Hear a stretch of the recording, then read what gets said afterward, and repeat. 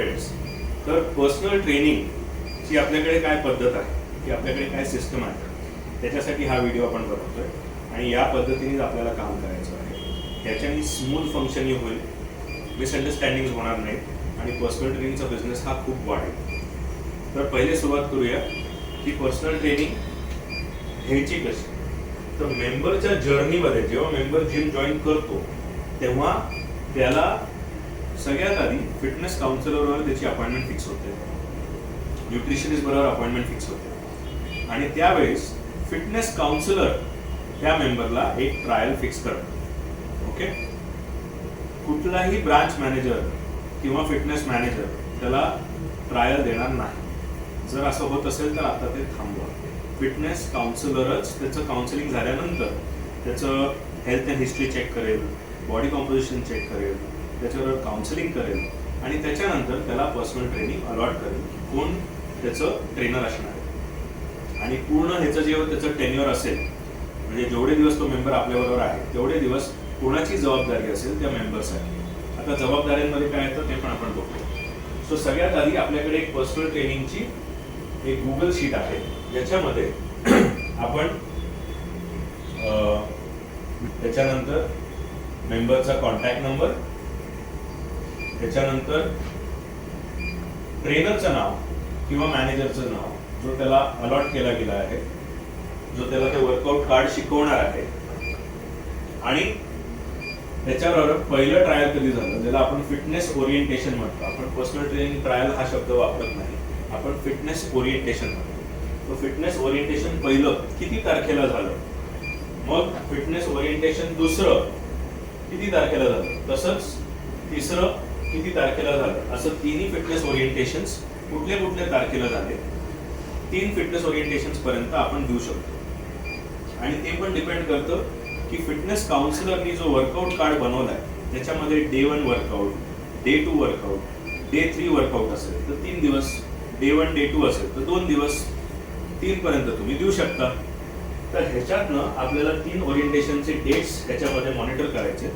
ही जबाबदारी पण फिटनेस काउन्सिलरची आहे.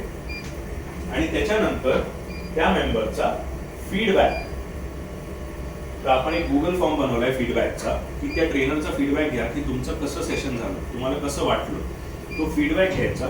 तो फीडबॅक घेतल्यानंतर आपण त्या मेंबरशी फिटनेस काउन्सिलरनी किंवा तो ड्युटीवरती नसेल तर फिटनेस मॅनेजरनी त्या ट्रेनरला हेल्प करायची त्या मेंबरला कन्वर्ट करण्यासाठी, की पर्सनल ट्रेनिंगचे फायदे काय असतात, पर्सनल ट्रेनिंग घेतल्याने तुम्हाला ॲडव्हान्टेज काय आहे आणि त्याचे फीस काय आहे, पर्सनल ट्रेनिंग हे स्ट्रक्चर काय आहे, त्याला हेल्प करायची. समजा त्या ट्रेनरला स्वतः कन्वर्ट करायचं असेल आणि कुठल्याची काउन्सिलिंगची गरज नाही आहे तर तो स्वतःही करू शकतो काउन्सिलिंग आणि कन्वर्जन. पण ॲलोकेशन हे फिटनेस काउन्सिलरनी केलेलं असतं. आफ्टर जी आपली प्रोसेस आहे, मेंबर आल्यानंतर त्याचं काउन्सिलिंग, बॉडी कॉम्पोजिशन, फॉर्म भरून झालं, वर्कआउट कार्ड डिझाईन झाला आणि मग त्याला ट्रेनर अलॉट केला. आता ह्याच्याने काय होतं की जेव्हा ही शीट असते आणि मग त्यानंतर आपण फीडबॅक घेतल्यावर हे पण बघतो की तो कन्वर्ट झाला का नाही झाला, त्यांनी त्या ट्रेनरसाठी पैसे भरले का नाही भरले. ओके, आता ह्या शीटची गरज काय आहे, तर सगळ्यात आधी समजा मी फिटनेस काउन्सिलिंग कोणाला तरी एकाला दिलेलं आहे, तर दुसरा कोणी ऑन फ्लोर असेल ट्रेनर आणि तो मला म्हणला की मला या ट्रेनरला, या मेंबरला ट्रायल द्यायचं, तर सगळ्यात आधी मी एक्सेल शीट उघडीन आणि बघीन की मी कोणाला ह्याचं ट्रायल दिलेलं होतं किंवा फिटनेस काउन्सिलरनी कोणाला ट्रायल दिलेलं आहे.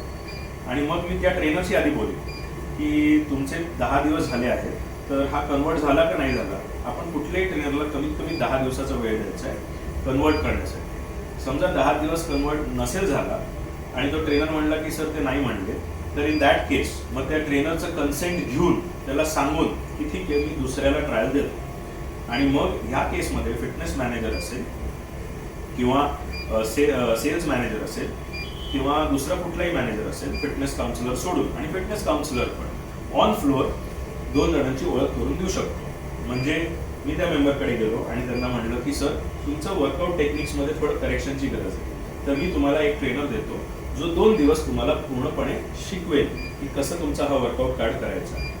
आता जेव्हाही असं आपण ट्रायल देतो तेव्हा त्या ट्रेनरची जबाबदारी आहे की त्यांनी ते जो वर्कआउट कार्ड दिलेला आहे तोच शिकवायचा आहे आणि त्याच्या सोबत तो थोडेसे स्वतःचे एक्सरसाइज जे त्याला इम्प्रेस करण्यासाठी किंवा कन्व्हिन्स करण्यासाठी किंवा त्याला असं वाटेल की नाही हे इन्क्लूड केले पाहिजे तर ते एक्सरसाइजेस तो ऍड करू शकतो.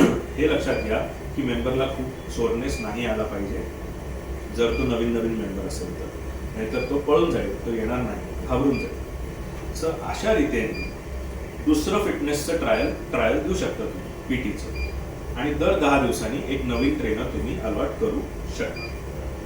दर महिन्याला फिटनेस काउन्सिलर हा त्या मेंबरला परत भेटणार आहे बॉडी कॉम्पोजिशनसाठी आणि त्यावेळेला तो त्याला परत एक नवीन ट्रायल देणार आहे. पण इन बिटवीन त्या 30 दिवसांमध्ये दुसरा कुठलाही मॅनेजर किंवा कुठलाही ट्रेनर स्वतःही ठरवू शकतो की मला या मेंबरला ट्रायल देऊन त्याला कन्वर्ट करायचं आहे. पण त्याला 1 पॉइंट ऑफ कॉन्टॅक्ट असणार आहे, ते आहे फिटनेस काउन्सिलर आणि फिटनेस मॅनेजर्स. आणि हे सगळे निर्णय घेण्याच्या आधी या शीटला बघणार आहे. सो माझ्याकडे जर कोणी आलं तर मी आधी शीट उघडून बघणार की या मेंबरला कुठला ट्रेनर ट्रेनिंग देतोय. मी त्या ट्रेनरशी बोलणार की सर तुमचे 10 दिवस झालेले आहेत, कन्वर्जन नाही झालंय, तर मी दुसऱ्याला याचं ट्रायल देतो आता. आणि मग त्याचं कन्सेंट ओके आल्यानंतर मी दुसऱ्या ट्रेनरला ओळख करून देणार. ओळख करण्याची पद्धत आपण आत्ताच बघितली. आणि अशा रीतीने आपण अवॉइड करू शकतो की 2 ट्रेनर एकाच मेंबरला अप्रोच करतायत, त्याच्याने मेंबर पण इरिटेट होतो आणि ते जे ट्रेनर्स असतात त्यांच्यातही मिसअंडरस्टँडिंग क्रिएट होतात. तर आपण अशा ऑर्गनाइज पद्धतीने पर्सनल ट्रेनिंग डिपार्टमेंट हे करायचं आहे. ट्रेनर्सकडनं काय एक्सपेक्टेड आहे की तुम्ही जेव्हा तुम्हाला मेंबर दिला जाईल तर पहिले तुम्ही त्याचं बॉडी कॉम्पोजिशन झालंय का, त्याचं फिटनेस काउन्सिलिंग झालंय का हे चेक करावं. जो वर्कआउट कार्ड दिलाय तोच वर्कआउट कार्ड त्याला शिकवायचा आहे. शिकवताना काय काय बघायचं आहे की एक्सरसाइजचं नाव, समजा पेकडेक आहे तर पेकडेक मशीन कुठलं, ते करायचं कसं, त्याच्यात वेट कसं लावायचं, त्याची जी ऍडजस्टमेंट आहे सीटची ती कशी करायची, ब्रीदिंग कसं पाहिजे, त्याची फॉर्म अँड टेक्निक कशी आहे आणि वेटचं सिलेक्शन कसं करायचं, म्हणजे मी 10 पाऊंड लावू का मी 20 पाऊंड लावू हे मी कसं ठरवायचं. हे सगळे जे गोष्टी आहेत हे त्यांना समजवायचे आहे. त्याच्याबरोबर काही जे आपले कल्चर आहे की आउटडोर शूज न घालणं, नॅपकिन वापरणं, पाणी पित राहणं, कसं काय एक्सपेक्ट करणं, दुसऱ्या काही मेंबर्सची ओळख करून देणं, दुसऱ्या काही स्टाफची ओळख करून देणं, लॉकर कुठे आहे, चेंजिंग रूम्स कुठे आहे, बॅग कशी ठेवायची, कुठे ठेवायची, टॉयलेट्स कुठे आहे, हे सगळे बेसिक कल्चरचं आणि एटिकेट्सचं त्यांना इंट्रोडक्शन, कपडे कसे घालायचे, काय कॅरी करायचं, हे सगळं गायडन्स ॲज अ टीचर तुम्ही त्या स्टुडंटला द्यायचं आहे. आणि त्याच्याबरोबर तुम्ही स्वतःचे काही एक्सरसाइजेस ऍड करू शकता, पण वर्कआउट कार्ड मधले एक्सरसाइजेस झालेच पाहिजे. कारण उद्या समजा त्यांनी तुमच्यावर पर्सनल ट्रेनिंग नाही घेतलं तर इन दॅट केस त्याला ते वर्कआउट स्वतः करता आलं पाहिजे. सो फीडबॅकमध्ये हे सगळे गोष्टी विचारले जातील.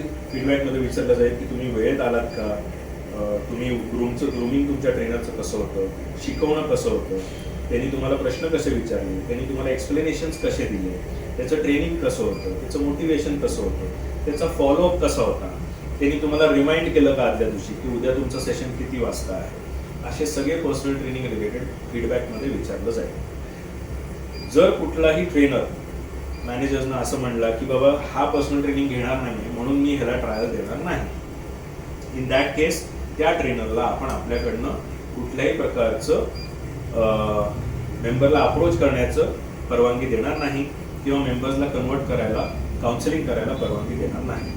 ही 2 वे पद्धत आहे ज्याच्यामध्ये जिम तुम्हाला ऑफर करते की तुम्ही आपल्या क्लायंट्सना अप्रोच करा, कन्व्हिन्स करा या पद्धतीने, आणि इन रिटर्न तुम्ही जेव्हा पण जो क्लायंट घ्याल त्याला तुम्ही अशा पद्धतीने सगळं वर्कआउट कार्ड शिकवा. तर ट्रेनरला काय मिळत आहे, ट्रायल्स मिळत आहेत ज्यातनं तो बिझनेस जनरेट करू शकतो, आणि जिमला काय मिळत आहे तर असे ट्रेनर मिळत आहेत जे नीट पद्धतीने त्यांना सगळे गोष्टी शिकवत आहेत क्लायंट्सना. तर हे दोघांनाही मदत होतीये. तर अशा पद्धतीने आपण ट्रेनर्स बरोबर काम करणार आहे, फ्रीलान्स असू किंवा इन हाऊस ट्रेनर्स असू, राईट. सो ही पद्धत फॉलो झाली पाहिजे. व्हेरी व्हेरी इम्पॉर्टंट ही फिटनेस काउन्सिलरची आणि ब्रांच मॅनेजर्सची जबाबदारी आहे. आणि जे पर्सनल ट्रेनिंगचं पेमेंट आहे ते पेमेंट आपल्या इकडे 1 तारीख ते 30 तारीख ह्याच्यामध्ये आपण तो महिना धरतो. सो जे काही फीज असतील पर्सनल ट्रेनिंगचे ते तुम्हाला 1 तारखेच्या आधी किंवा 1 तारखेला सेल्स मॅनेजरकडे जाऊन द्यायचे आहेत त्या मेंबरसाठी. आणि जर तो रिन्यू करणार नसेल पूर्ण महिना तर ठीक आहे, तुम्ही कळवू शकता की या महिन्यात तो रिन्यू करणार नाही म्हणून मी फीज पे करत नाही. बाय चान्स समजा तो 15 तारखेला आला आणि तुम्ही रिन्यू केलं तर रिन्युअल मेंबरसाठी पूर्ण महिन्याचेच फीज आपण घेतो. नवीन मेंबर असेल तर समजा तो 15 तारखेला आला तर आता 15 दिवस उरलेत म्हणून तुम्ही 15 दिवसाचे पैसे भरणार. ओके. पण रिन्युअलसाठी जर तो महिन्याच्या मध्ये जरी आला, कुठल्याही तारखेला आला, 5 तारखेला आला, 10 तारखेला आला, आपण पूर्ण महिन्याचेच पैसे घेणार. कारण आपलं कॅल्क्युलेशन आहे आपण खूपच कमी फीज घेतोय पर्सनल ट्रेनिंगसाठी, मार्केटपेक्षा पण खूप कमी फीज घेतोय. आधी ट्रेनर्स 50-50% शेअर करायचे जिम बरोबर, 60%, 70%. आता आपण खूप मार्जिनल फीज घेतोय आणि तुम्ही स्वतःचे चार्जेस स्वतःप्रमाणे घेताय. तर आपली जी फीज आहे ती 1 तारखेच्या आधी आली पाहिजे. त्याच्यात काही जर सिस्टम्स असणं फार गरजेचं आहे. तर समजा 1 दिवस डिले झाला तर 100 रुपीज एक्स्ट्रा भरायला लागतील. 5 दिवस दिले झाले तर 500 रुपये, 10 दिवस दिले झाले तर 1000 रुपये, प्रत्येक दिवसाचे 100 रुपये. हे डिलेची पण फीस त्याच्यामध्ये लागू होईल. तर वेळेत पेमेंट्स करू, एकत्र काम करू आणि पर्सनल ट्रेनिंग जास्तीत जास्त वाढवू. आणि कुठलाही मॅनेजर कुठल्याही ट्रेनरला सपोर्ट करत नाही आहे. ह्याला पण सॉल्व्ह करण्यासाठी, कारण हा इंडस्ट्रीचा खूप मोठा प्रॉब्लेम आहे, तर ह्यालाही सॉल्व्ह करण्यासाठी आपण म्हणून ही पद्धत केली आहे. तुम्हाला ज्याला पाहिजे त्याला तुम्ही ट्रायल देऊ शकता, कन्वर्ट करू शकता.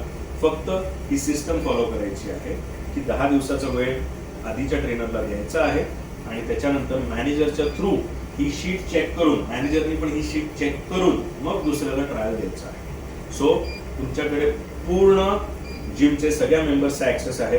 जास्तीत जास्त ट्रायल्स द्या आणि जास्तीत जास्त कन्वर्जन करा. All the best. Personal trainers हे आता जिमचे पार्टनर्स आहेत, एकत्र ग्रो करूया. All the best.